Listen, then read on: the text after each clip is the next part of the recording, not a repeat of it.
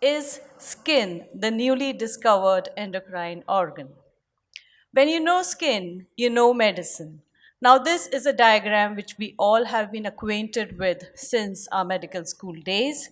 So, I'll not into the details. It's a very colorful, though the covering may be uniform, but the undercover is really colorful.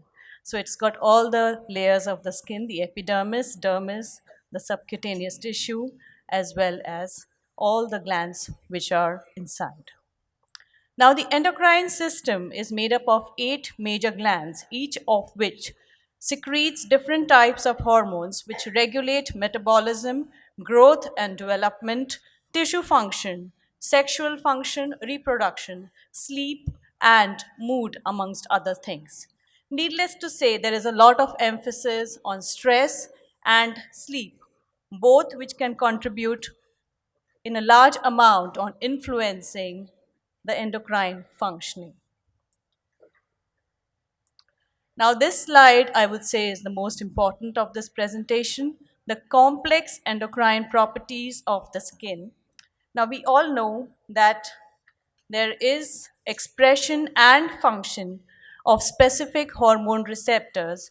There is IGF-1, there is steroid hormone receptor, vitamin D receptor, and also the retinoid receptors. And the biological activity of all transretinol requires metabolic conversion to transretinoic acid, which is mediated through the activation of nuclear receptors in the human keratinocytes. So the hormones, they exert the biological activities on the skin through interaction with high affinity receptors, neurotransmitters.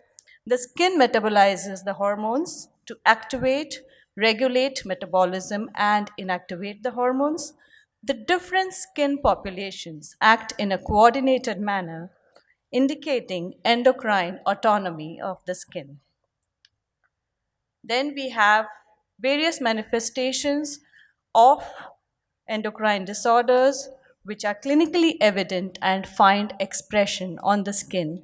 And we have dealt with PCO, which this conference is addressing this issue, a very important endocrinopathy which affects women, especially in the reproductive years. 25% of women in India suffer from PCOS, and it is a disorder of androgen excess or hyperandrogenism. Now, the criteria have been repeated yesterday, so I will not go into it, but it is formulated to provide an evidence-based definition, the emphasis being on evidence of hyperandrogenism. Now, the characteristics we have been acquainted with, predominantly what we see on the skin, it can be the acne, hirsutism, and obesity, of course, which is very evident. Now, PCO etiology, the unifying theory, it is the basis of this very endocrine disorder, right from the GnRH stimulation down to the androstenedione conversion by aromatase to estrone and estradiol. So this is how the graph goes. I will run through this capsule because it is basically more of a recapitulation of the events of PCO etiology. And the hypothalamus, which governs the pulsatile GnRH secretion, which again acts on the pituitary, and there is an increase in the LH-FSH ratio, as we all know, which causes increase in ovarian synthesis, androgens, and then there is an increase in hyperinsulinemia, which acts in producing more androgens from the theca cells. Insulin resistance plays a role. There is a predominantly androgenic influence, which causes follicular atresia, causing anovulation, menstrual irregularities, and even amenorrhea. Excess of estrogen due to aromatization of androstenedione can cause excess estrone, which acts on the uterus, which can cause endometrial hyperplasia. And then these effects, when there is a predominantly androgenic influence with hyperinsulinemia, acts on the skin, causing hirsutism, acne, acanthosis nigricans, and also decrease in sex hormone binding globulin. There is increase of storage of fat in the adipose tissue, causing an abnormal lipid profile.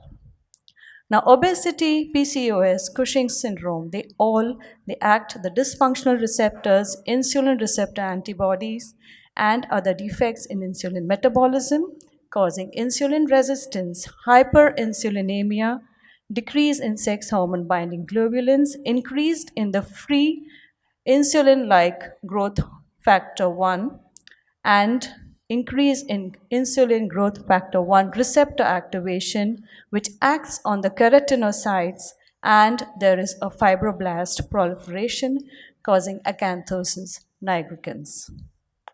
Now, these are the sources, androgen sources. We see that the ovary and the adrenals contribute predominantly. Testosterone comes 25% from each, and 50% is from the peripheral conversion. The active form of testosterone, that is dihydrotestosterone, though it has insignificant serum values and it cannot be tested, so it is important that this is the main culprit in causing most of the skin changes, especially hirsutism.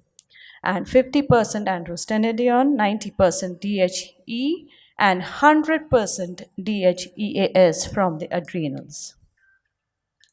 Now, peripheral conversion of androgens to estrogens, we see that it is the aromatase enzyme, and there is a peripheral uptake of this in the skin, fat, muscle, and endometrium. Now, PCOS, the common endocrine skin disorders, oily skin, acne, skin tags, and dark skin patches. Now, we know that acne formation, the sebaceous glands have receptors which are influenced by the sex hormones. Androgens increase the production of sebum during puberty in both the sexes. When there are more androgens binding to the receptors, more sebum is produced, which mixes with the dead skin cells, clogging the pores on the epidermis, which can progress to acne. And if there is a bacterial response, immune response, it leads to inflammation and can cause painful acne lesions. Now, the factors which influence the sebum levels, estrogen is associated with increased collagen production, skin thickness, skin hydration, wound healing, and improved barrier function. It suppresses the levels of sebum production and gland activation in high doses. Without estrogens, the androgens increase the sebum production, and women who have higher androgen levels, like PCOS, more likely to have acne as well as excess hair growth and female pattern hair loss.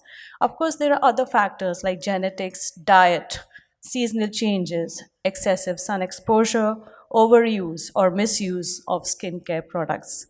We all know how difficult it is to treat acne, and it can also treatment very important to improve self-esteem and the quality of life. We have a lot of dermatologists here, so I needn't stress on this, the cycle of hair growth, the early anagen, the catagen phase, the telogen phase, the types of hair, the lanugo or the fetal hair, the vellus, short, fine, unpigmented hair, and the terminal hair, that is the long, coarse, pigmented, which arise from the vellus hair, but it is under influence of 5-dihydrotestosterone that there is a lot of growth of the terminal hair, which is basically conversion of vellus hair to terminal hair. In females, we see thinning of the hair and excess hair that is predominantly on the face and the upper body. Now, hirsutism, that is the shaggy, hairy, excessive growth of the terminal hair in the male sexual sites. It is not an increase in the number of hair follicles, but an alteration in their character and an increase in the transformation of the vellus to the terminal hair. Androgens convert the lanugo and the vellus hair to terminal hair. There is an increase in sensitivity to androgen production and the androgen receptors at the level of the hair follicle. It is predominantly the activity of 5-alpha reductase responsible for this condition of hirsutism.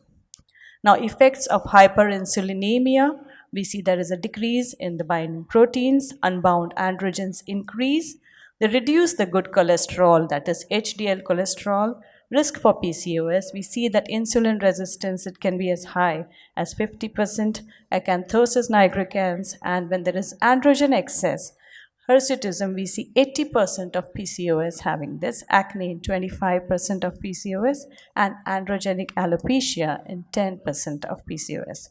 Now, these are like a little bit of pictorial depiction of the androgen in sensitive, and highly sensitive areas, and a little bit of humor in medicine hair loss in the scalp, which can be a dilemma.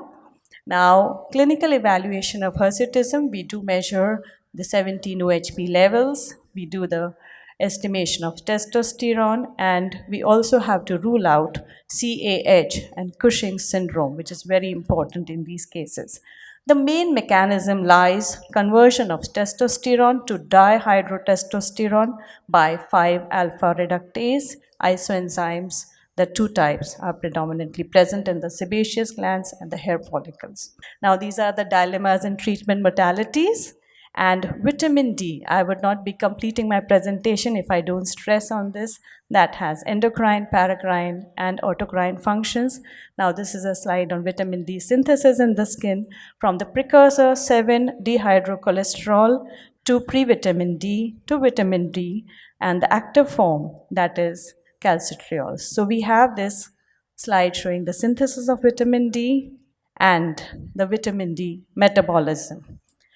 So yes, is skin an endocrine organ? I would say it is a complex organ which not only regulates temperature, it has hormone receptors, it also causes activation, deactivation, it prevents the skin from solar damage, and it also regulates many other endocrine functions.